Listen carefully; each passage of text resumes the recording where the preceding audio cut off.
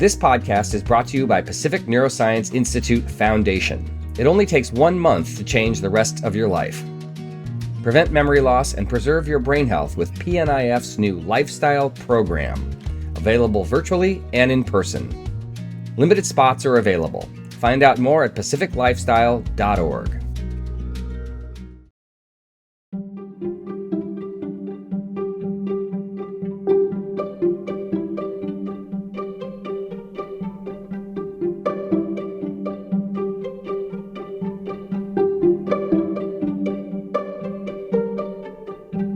Hello, this is Anthony Effinger. I'm the host of the Think Neuro podcast at Pacific Neuroscience Institute. And today I am talking with Claudia Wong. She's a family nurse practitioner. She's also an expert in some of the contemplative arts, including meditation, and she's a yoga teacher. And we're going to talk about how she brings all of those titles together to help people with dementia navigate their disease. Thanks for joining us. So, Claudia, tell me how you combine the various aspects of your training in your work. So, coming from like Western medicine and then diving into the yoga world and learning meditation and mindfulness, and I'm also a sound meditation facilitator. I really wanted to blend those aspects together. I felt like it was very segregated, and you could learn so much more and have more healing and well-being if you have both together. So in my clinic, I see patients that have memory issues, including mild cognitive impairment and like Alzheimer's, dementia. And I found that it's really helpful to integrate mindfulness in not only for my patients' lives, but also the caregivers. So they work as a dyad. They're not, silos. One is very dependent on the other. So, I see patients and address many things like psychosocial factors, financial status, if they have enough care at home, how their cognition is doing, their, exercise, sleep, all of that, and also stress levels. And as you can imagine, with disease such as dementia, anxiety and depression can come up in both the person with the disease and their caregivers or family members. So finding first what's going on and finding ways to easily implement this into their lives is what I strive to do. What came first for you? Were you a family nurse practitioner first? Were you a yoga teacher first? What was first? So I became a family nurse practitioner in 2009. And then I had been doing yoga on and off for several years. But it wasn't until 2017 when I wanted to learn more about yoga. I did a yoga teacher training in Venice, California.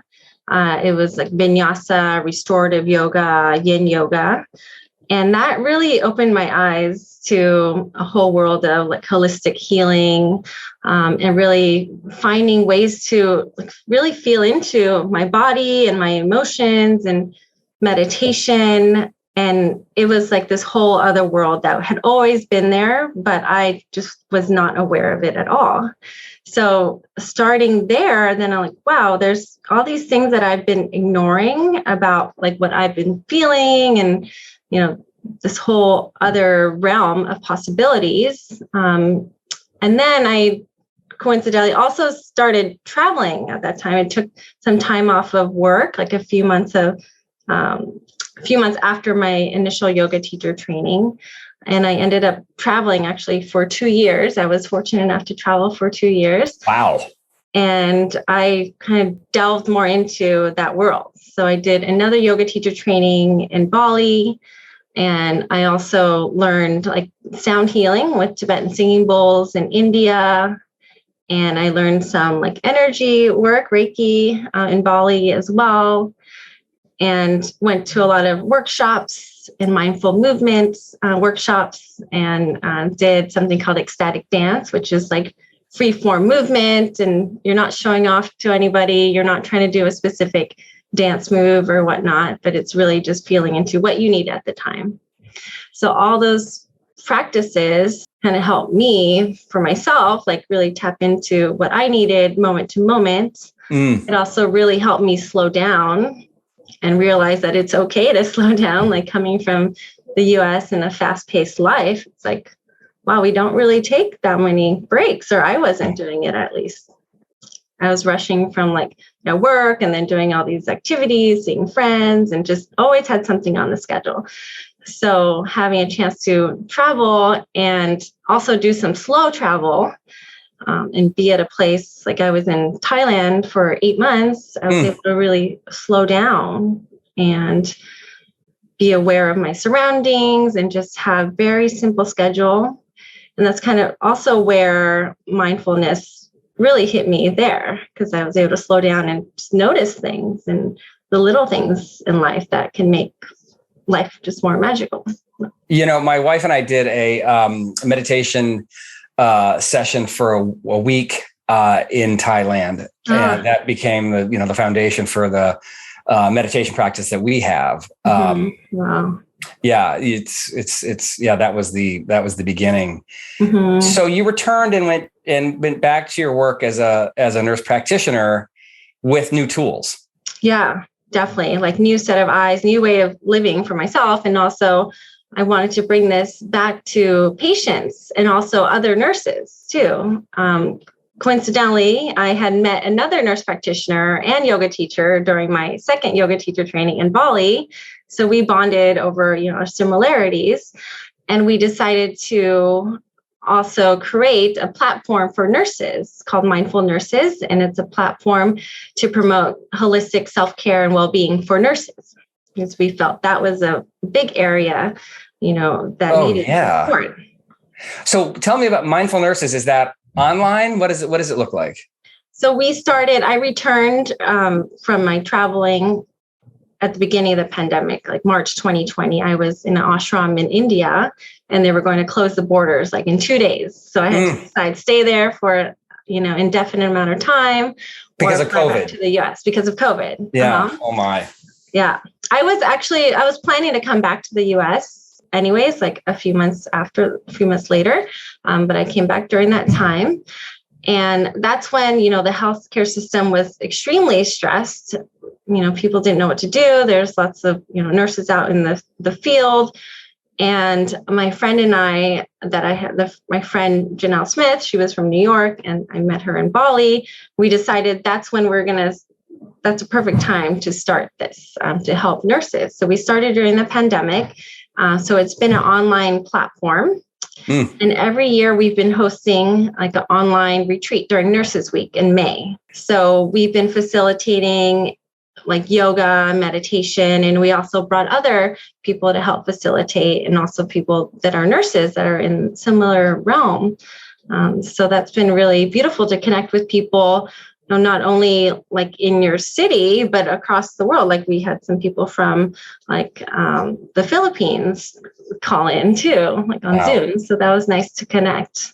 Yeah. Well, these are probably the most stressful times that nurses have experienced since, in the lifetime of nurses alive today. I imagine this is about as bad as it gets if what I read in the paper is true. So this has got to be a great help. Mm-hmm. Yeah, it's been really, really useful and great to connect with other nurses and know that they're not alone, and to help, make them aware and other people aware that, nurses, just like other caregivers, need to take time for themselves and nourish themselves, or else they're going to run dry and not have enough to give. Precisely. Mm-hmm. If I've taken any lesson away from doing podcasts with P&I, it's that there are 3 things you can do to improve your health, your mental health, your physical health, everything. And that is get a lot of sleep, exercise, and meditate. And that just, it comes up over and over. Those 3 things are just are the magic medicine. What is it about meditation that helps? Let's start with people who are not suffering dementia, and then let's talk about people with dementia. Meditation can help people without dementia because it helps slow you down. It helps you try to stop thinking your million thoughts a day. It helps put your mind into, a different type of wavelength that's more calming. and takes you out of that fight or flight mode. Yes. That's Yeah. important. That's where a lot of us spend a lot of our time, right? Mm-hmm. Yeah. And I mean, that can be useful when you're running away from a tiger, like back in the day, or when you really do have an emergency, like a car is coming out after you, when you're about to get hit. Like, you need that extra adrenaline to get you out of the way.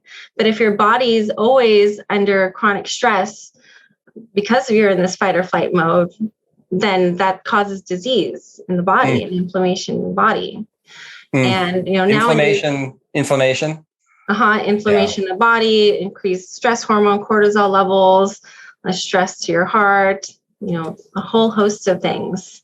And if your body's always under that stress, it's not good for your health. And now we just stress over little things. We stress over, trying to make all our, all our busy schedules, maybe like scrolling through the internet and seeing everyone's issues and the news. And so we're getting a lot of stressors also at us. I know something about that. And this is all proven by, a lot of these effects are proven by science. I mean, this has been studied. This is not, just somebody's, guess. This has been studied that meditation does these things. Right. Yeah. I mean, in India and in many places, they've known this for a long time just through practice and, feeling the results of it. But they've done studies where they look at people's brains, like during meditation, like monks and things like that. And they can notice calmer brain waves because of that. So I'm really glad that there's more research being done now that's showing what, yogis have known for, thousands of years. So that's it often takes us a little while to catch up with the wisdom of the past. Right. Yeah. So that was really interesting actually too, when I was traveling and I was exploring all these things that seemed like something seemed woo-woo. And I'm like, I'm not sure if I believe it or not, but also just trying it out and having that open mind and feeling it, then you can be a believer too. Cause a lot of things still, we don't know exactly the science behind it, but it doesn't mean it's not true. Right. And doesn't Qigong fall into this category too? I see a lot of, older people doing Qigong, and I've heard from older people who say it's just the best for them. Yeah, Qigong is great. It's a form of mindful movement. Yeah. So really slowing down and being, very exact about, really being slow about your movements and mindful and not rushing and just really feeling like the sensation of going up and down can really help with anxiety and stress. Great practice. And it's not strenuous. You don't need to run miles to do this. You can do it sitting down. It's really accessible practice. Right. So let's talk about the effects in people with dementia now. So in people with dementia, like meditation, and I'll also expand it to mindfulness too. So in dementia, there are a lot of behaviors and emotions that can occur. Like there can be personality changes when someone has dementia. And also just having the, changes of memory can make anyone anxious, right? If you're losing things, you can't find it all the time, or you think there can be paranoid thoughts or thoughts that are not true. Like you think your partner's cheating on you when they're not, or you think people are stealing from you, but you're really misplacing your things. Like this can cause a lot of stress and anxiety. Oh, sure. Also, what can happen when someone has dementia is, of course, they can be forgetful. So they can have like an appointment, maybe set out a month in the future, and they keep asking about it because they think it's tomorrow, and they get up really early and get all ready because they're just anxious about it. And so that just, puts you in that stress mode all the time. Yes. Well, I mean, even, when you're in middle age and you don't have dementia, appointments can be stressful like that. But I've seen that in older people, and my mother especially. They show up at appointments very early. Yeah. Right. Because they're super afraid of missing it. Right.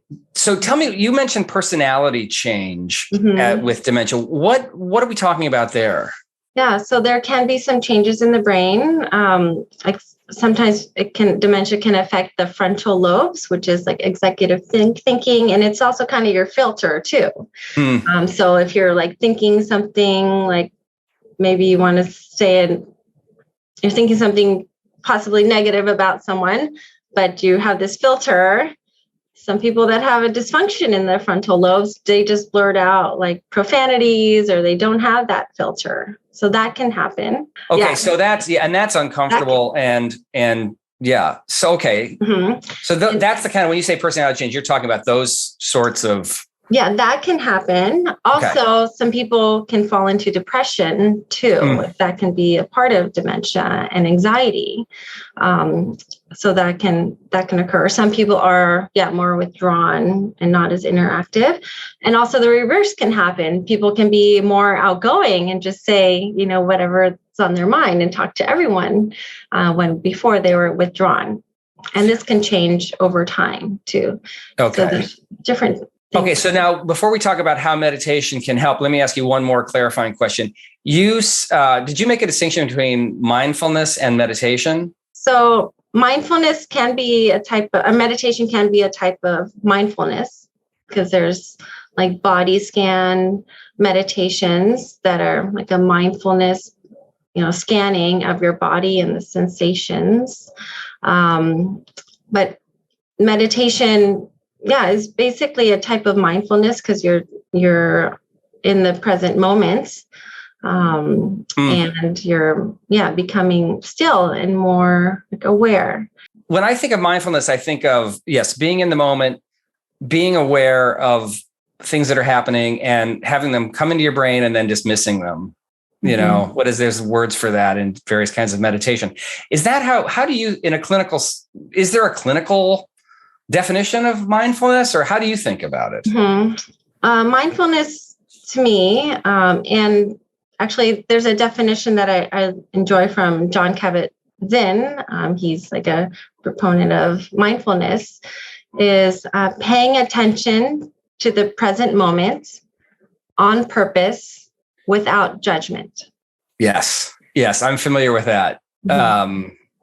We did one of his MBSR courses over a month, and I'm trying to remember what that stands for. Mindfulness-based stress reduction. Yeah.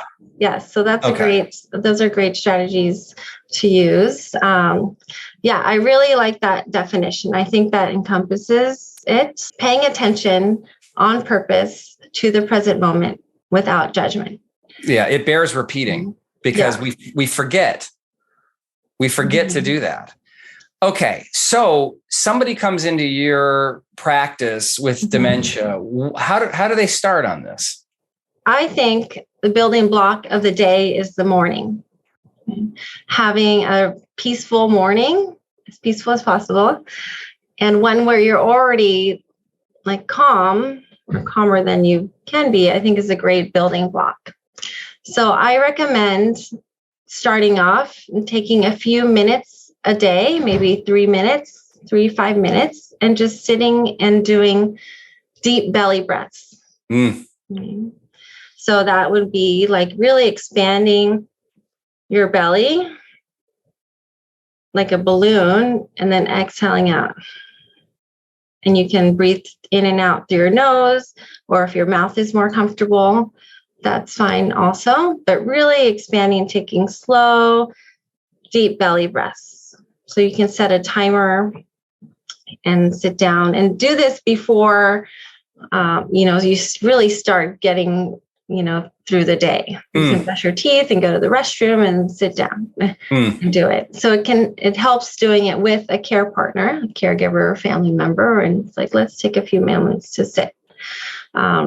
Or it can also be do 10 breaths together. It really depends on the attention span as well. Okay. And that's a variable for sure. Definitely. Okay. So that can be a way of starting your day off, slow and in a calmer state.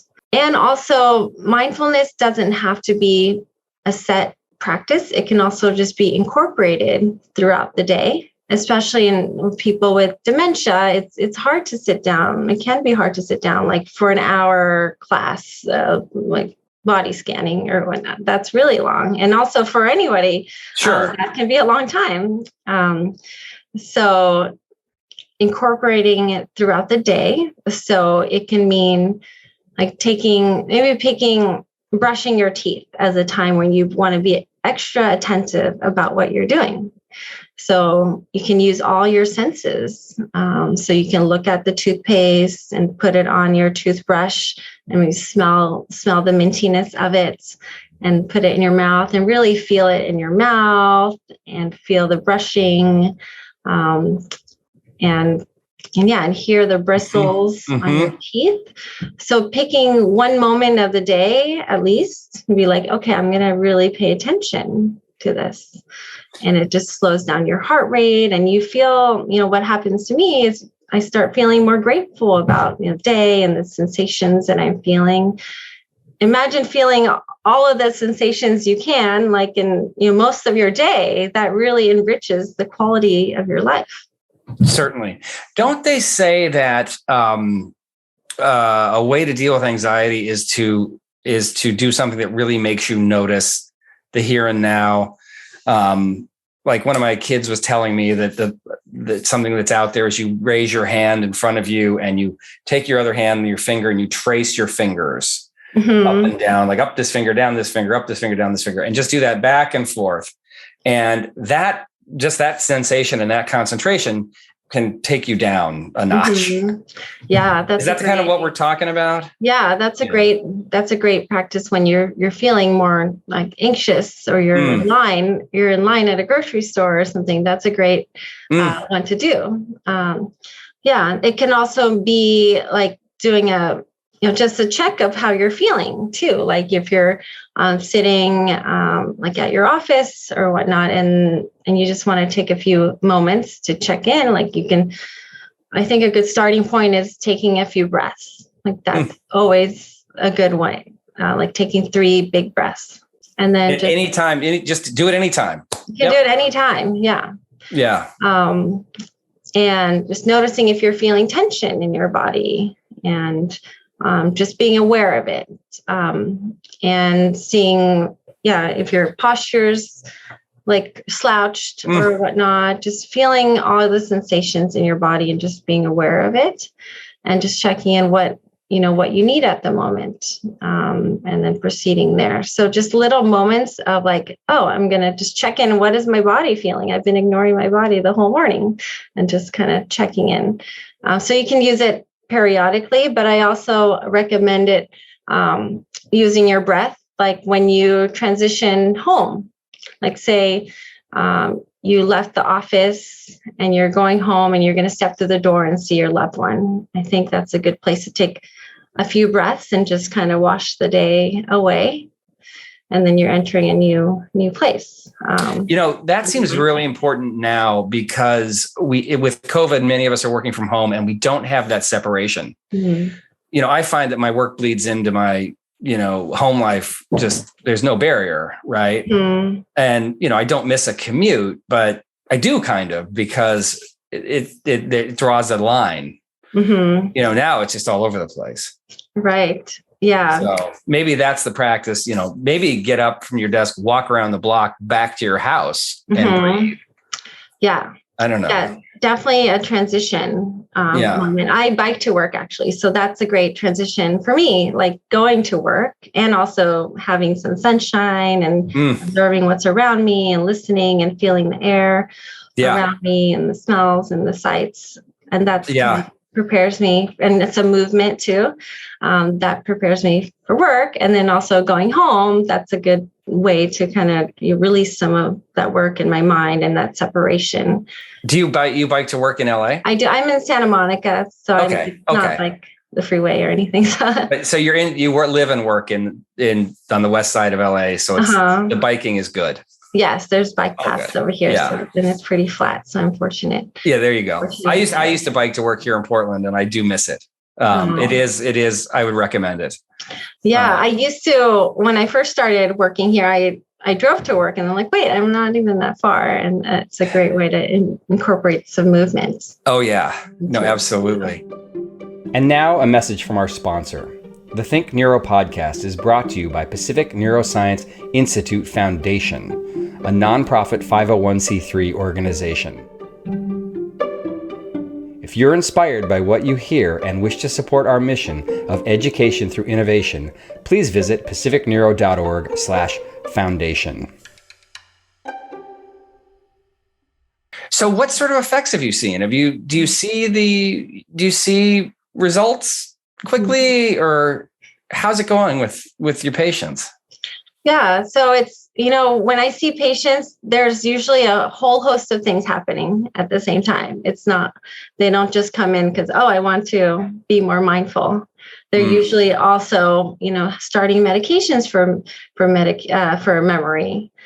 And they're also, dealing with financial issues and dealing with medication management and that oversight. So there's a lot of things that can happen at the same time. So kind of finding a place to introduce that to is part of it too, because it can be overwhelming. But I do try to emphasize doing a few moments of mindful breathing with the caregiver, and also like taking moments mindfully eating. You can do this as well. And this is something that the caregiver would, probably need to initiate. Like when you have a meal, you just bring up your senses again, the taste, the smell, the sight, like, oh, look at this beautiful salad we have. Doesn't it look delicious? And this citrus dressing smells really good. And like, it's really soft, this avocado, like kind of bringing that out with the, person that's being cared for to implement that. So it's going well, but it is also lots of things happening at the same time. So it is baby steps, just like anyone starting to develop a routine in their daily life. Oh yeah, no, I mean this stuff isn't easy for people my age. I mean it's amazing how it seems like such a long time, or it seems like such a commitment to do like 10 minutes of meditation a day. But 10 minutes, I mean, you spend 10 minutes doing all sorts of other things. I mean, it's no time at all. Yeah. How is it received by, older patients who may not be as tuned into these trends? I mean, do you get them saying, oh my gosh, this is just some woo-woo stuff? How is it received? Yeah, I think meditation can be scary. It can be intimidating. And you may have images of like a monk sitting in a cave, and it just seems very inaccessible. So I like to introduce it as, breathing, the mindful breathing. I think that's everyone can breathe. So when I introduce it that way and do some breathing practices, short breathing practices in the office with the patient, like it's more accessible and accepted, I think, than like, meditate for half an hour a day. That's just I don't think they would do that unless they've had a practice already. Yeah, no, that makes sense. And there are Western practices that are similar to meditation. Like my mom, I think when she's stressed, she will say the rosary, right? And that's a little bit like that, right? It's that's centering yourself. It's something, you've got something in your hand, you're concentrating, so it's not complete, it's not completely outside of her experience. Right. Right. Yeah, that is definitely a type of meditation, mindful meditation. And it is, and you point out a really great point. It is kind of like in what ways it can be received. Like I was mentioning, meditation might be, daunting to some people, but breathing, like everybody breathes. So just breathing, paying attention to your breathing and doing it at a certain time a day and as needed, like that's a little bit more accessible. And if someone, prays with the rosary, they're already doing that. And that's also kind of a mantra meditation where you repeat something over and over that has a very calming effect. on the mind. So there's different ways to incorporate mindfulness in your life. Some other ways that I think are useful is when you're at a traffic light. I think that's a great way to do your mindful breathing, like do your deep belly breaths.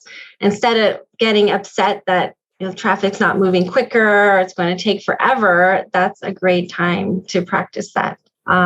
Also, waiting in line, long lines. That's a great time to practice. You can do mindful breathing, or you can do this like 5 senses practice, such as you use all your senses. Like you look for 5 things around the room, like you look at different objects, different shapes and colors. And then you can do 4 things that you feel. So you feel the ground beneath your feet or in your shoes. You feel the clothes on your arm, on your sleeve. You feel the hair on your neck. You feel the wind touching your skin. And then you look for 3 things that you hear. So it could be distant sounds, like you hear the fire engine going, or you feel someone rummaging through their purse close by. You hear birds chirping. And then you find 2 things that you smell. So it can smell someone's clothing or, cologne, or the wind, the air. And then finally, 1 thing that you taste. So maybe it was your lunch, or you have a candy in your mouth or something like that. So those things really bring you into the present moment, the here and now. So that's 5 senses, counting down from 5, 4, 3, 2, 1 through. Yes. And you could do that in any order. You could do the senses in any order. You could do. Yeah. You could. Yeah. So that's a nice one to do. That's a great one. I mean, that's bringing you right into the moment. Yeah. And looking around, because sometimes we're just tunnel vision. Oh my gosh. You're just trying to get out of that store and like check out. Is part of this because, the brain is such an energy hungry organ? It just takes a lot of glucose to run this thing. What is it? It's something like 20% of your body, right? Your energy powers your brain. Right. Yeah. The brain is like 2% of your body mass, but it takes 20% of your glucose, right? Yeah. Okay. So isn't it the brain's sort of preference to put as many things on autopilot as it can? Mm-hmm. Yeah, right. We run actually, I think it's like 95% of what we do is actually on autopilot. I mean, it can help save, glucose and energy, but we're doing a lot of things mindlessly. Right. And that's the trick. So taking, little moments out of the day and okay, for lunch, I'm going to really pay attention to what I'm eating. You can also express gratitude for what you're eating and that you have enough, money to buy this delicious meal, and also thank the farmers that, grew the vegetables, and thank any, lives that have been lost because of your meal if you're eating meat or something, and really go through that before you eat. And there's a lot of evidence that a gratitude practice like that really helps with mental health too, correct? Right. Yeah. Yeah. That's becoming. Becoming more. People are becoming more aware that can be helpful, and that is also something great that you can do at the beginning of the day. Just saying what you're grateful for, because if you're grateful, there's less likelihood that you're focusing in all the negativity, in your life. So you just have a more optimistic outlook. And also in the evening, you can say something that you're grateful for that day. So then you just have a more appreciation and sleep better. Yeah. We do that at dinner with the family, do highlights, lowlights, and gratitude.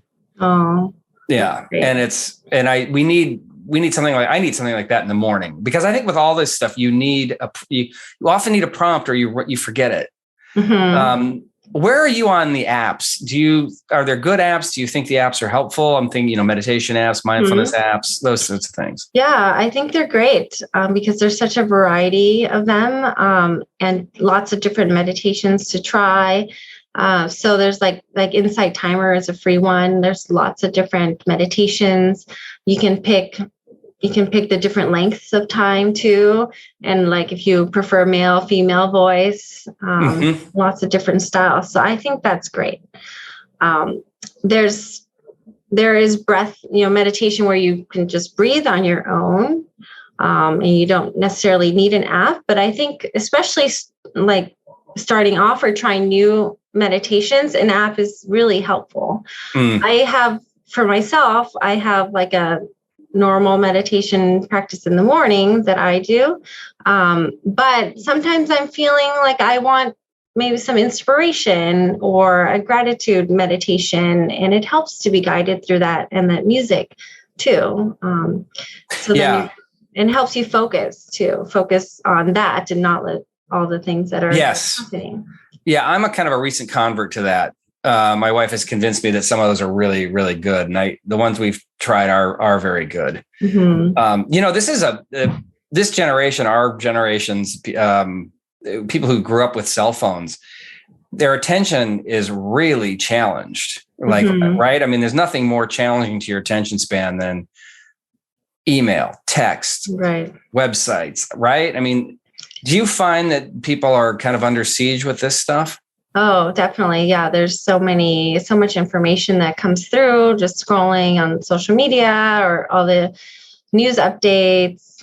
So it's a lot. It's a lot more than our bodies were used to or made for before. So I found this practice of not touching your phone first thing in the morning, not looking at your email or messages, unless, you're a provider for someone else and you really need to check.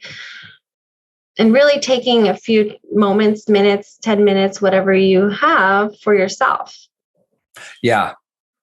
Yeah. So do you have prescribed times a day when you will check email, or is it just avoid it in the morning?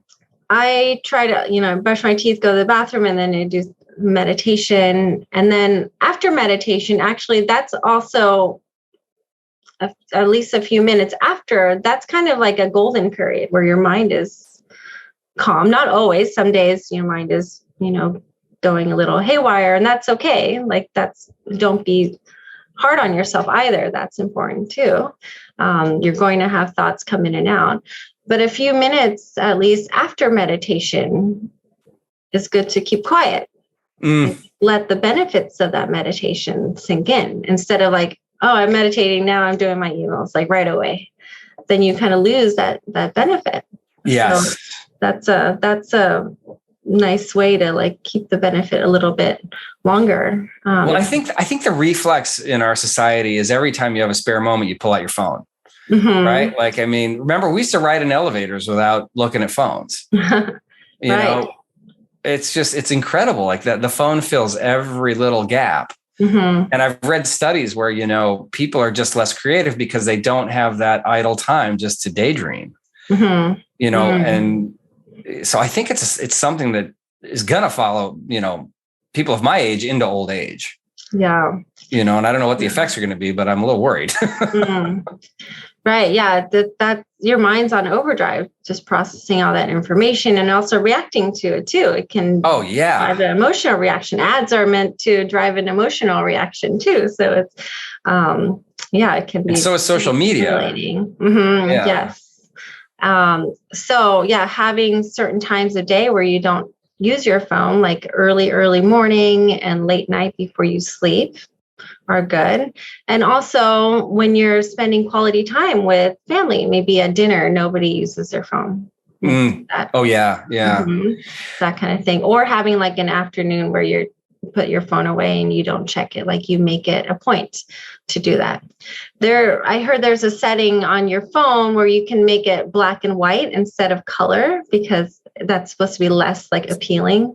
So you can do that. And then interesting. I did not know that. Yeah. And then I heard that there's apps where it can actually monitor how much time you've spent on social media. So it's kind of like a reality check. Yes. I have an app like that on my computer that tells me how much time I'm spending on email, non-productive websites, and so forth. And at the end of the day, I get a little note saying either congratulations or get better.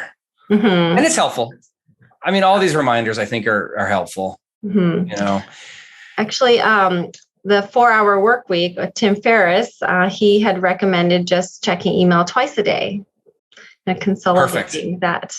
I do check more because there's things that come in and out that I need to take care of. But that was his recommendation, because then you can have a set, time frame to deal with it instead of always being bombarded with things you need to do for other people. Do all people with dementia, or what percentage of people with dementia suffer from diminishment of focus? Mm-hmm. I mean, is that like, I can imagine that would be, dementia would contribute to that, but does it necessarily? I don't have the exact percentage, but there's a high percentage they have high levels of inattention, like low levels of attention. Yeah. Lose focus. We do screening tests too, or periodic memory testing, where you have to repeat numbers backwards. And so you need to keep that in your mind. So, some people can't, if you do like 1, 2, 3, it might be difficult to say 3, 2, 1. So because you need to keep that in your working memory so that their attention is, and their working memory is poor. And as the disease advances, and also if the person didn't sleep very well, or they're feeling sick, that can throw everything off.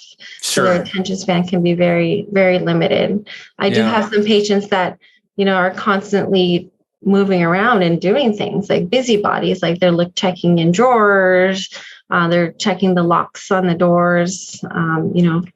They're pretty busy doing things, and they can't sit still very, very much too. Like for Zoom visits, sometimes they just walk to the other room. It's just hard to do that. So trying to find ways to focus their attention, something they're interested in.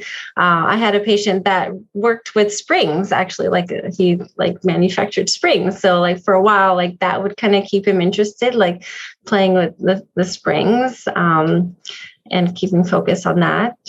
I had another patient that really loved horses. So what would focus her was looking at magazines of horses and baby horses. And so trying to find, pinpoint their interests, and finding activity to bring them. I've read that, about flow and people who get in a flow state. Is the book Flow. I can't recall the author's name right now, but he talks about, they called people at certain times, that they had a bunch of research subjects. They called them at certain times on weekends, weekdays, just random times, and said, how are you feeling? Are you happy? And they found that people were most often to report that they were happy when they were at work and really engaged in something, in a state of focus where time, they kind of forgot about time. They lost themselves in this work. And I was just thinking sort of, if you have dementia and you're deprived of that, imagine what that does to your mental health, Right. Yeah. So, with being in that flow state, it does require that it's not too easy, but it's just enough difficulty, but you're still able to reach that level of difficulty and then accomplish it. That's what I've heard about flow state. Yeah. And people with dementia still can get into that flow state. Some people really love gardening, and that can be a sense of flow. That's that's going to be me, by the way. Yeah. You have your gardening. And I think also puzzles, right? I know that, people can get really into a flow state doing a puzzle. Oh yeah. That could be a great one if they enjoy doing that activity. Yeah. But it's different for everyone. Not everyone enjoys puzzles. No, you got to find your thing, like you were saying, right? Yeah. And it can change over time too. That's what can happen. Before, the person that used to be interested in springs, because he worked in the spring manufacturing, at some point he lost that interest too. So you need to find something else. Last thing, what is it? How is it doing your practice at PNI? What do you have? What kind of resources do you have there that you might not otherwise have? So here we have, a comprehensive group. We have several providers. We have, neurologists. Neurologists focus on memory disorders and helping find a diagnosis for that. Myself and another nurse practitioner, or dementia care nurse practitioners. So we help people with memory disorders and dementia, including dementia, and we help support them and their families. like providing resources, getting them connected to community resources. Socialization is really important for people with dementia and maintaining their cognitive abilities. Caregiver support group. There's a caregiver support group here for people with dementia. There's also like a psychiatrist here. We also have a neurologist that specializes in gait and balance disorders. And we also have a movement disorders neurologist, like more focused on like Parkinson's disease, essential tremor, those types of diseases, and a geriatrician. We also have a social worker that does a lot of counseling for our patients and their caregivers. So it's really nice to have that all in one place, because we also do weekly meetings, and the patients that we share, we can discuss about it. And it's really comprehensive, and it helps with continuity of care to have a good plan in place. Sure. And you've got people working on physical exercise, mental exercise, the interface there, right? You've got what do you call it? Is it called the Brain Gym? Yeah, we have Fit Brain. Ryan Glatt is doing that. It's a cognitive fitness gym. So I've done some of the exercises. They're quite fun.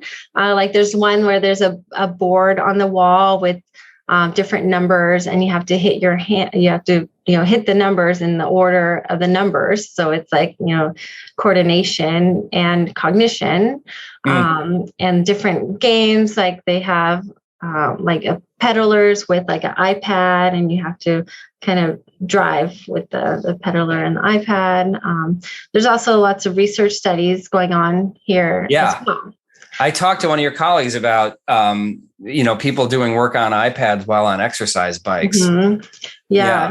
That's a great one. And then there's also part of the prevention trial. So that's a 1-year trial to help optimize brain health, looking at all sorts of things. So, diet, exercise. We also do a lot of lab tests, like looking for heavy metal exposure, vitamin deficiencies, inflammation, cholesterol levels, like glucose metabolism, all sorts of things that can affect brain health. We try to optimize that. So that's one of the studies. And one group gets dietitian support, and also this Fit Brain coach support and health coach. And the other group kind of does it on their own, but has the basic recommendations and supplement recommendations. Well, it's great that you're bringing meditation and mindfulness into that mix. That's very valuable. Well, thank you so much. I really appreciate you taking time to talk to us about this, and come back again. Sure. And tell us more. This is the stuff that matters. Yeah. And I just want to share this quote with you that I found really nice about mindfulness and being present. It's by Deepak Chopra. The past is history. The future is a mystery, but today is a gift. That's why we call it the present. Yes. That's one you should keep in mind every day. Yeah, completely. Yeah. All right. Claudia, thank you so much. Thank you, Anthony.